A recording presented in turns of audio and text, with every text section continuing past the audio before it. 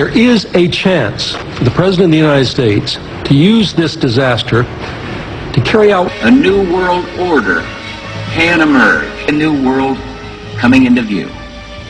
A world in which there is the very real prospect of a new world order. a new world order, new world coming.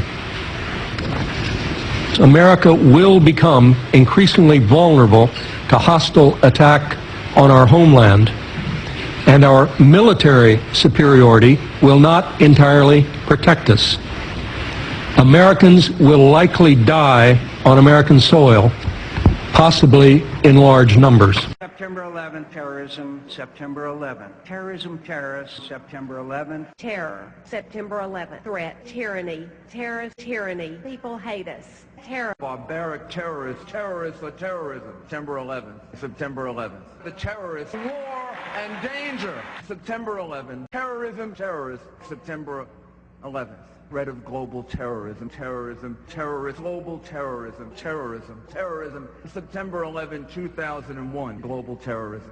Terrorists, global terrorism, terrorism, terrorists, September 11th, terror. Terrorism, the attack on our homelands, back from the attack on our economy, and back from the attack on our way of life. Terrorism, terrorists, hate. We must be fierce and relentless and terminate terrorism. Terrorists.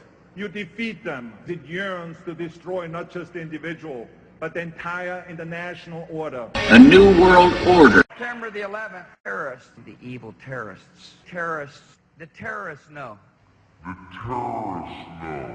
A massive and sudden horror. Massive death and destruction. Danger, danger, death on a massive scale. Weapons of mass destruction. Weapons of mass destruction. Weapons of mass destruction. Weapons of mass death. Nuclear weapons. Develop nuclear weapons. Nuclear weapons. So the money's going to come from Iraqi oil revenue, as everyone has said. They think it's going to be something like $2 billion this year. They think it might be something like 15, 12 next year. They think it might be something like 18 to 20 plus the next 19 the next year. A massive and sudden horror. Massive death and destruction. Death on a massive scale. Weapons of mass destruction. Biological and chemical weapons. We know where they are. They're in the area around Tikrit and Baghdad and east, west, south, and north. And we believe he has, in fact, reconstituted nuclear weapons. But on the specific issue of weapons of mass destruction, it's going to take time, and we're going to have to be patient. Over time, the truth will come out. To carry out a phrase his father used, a new world order. a new world order.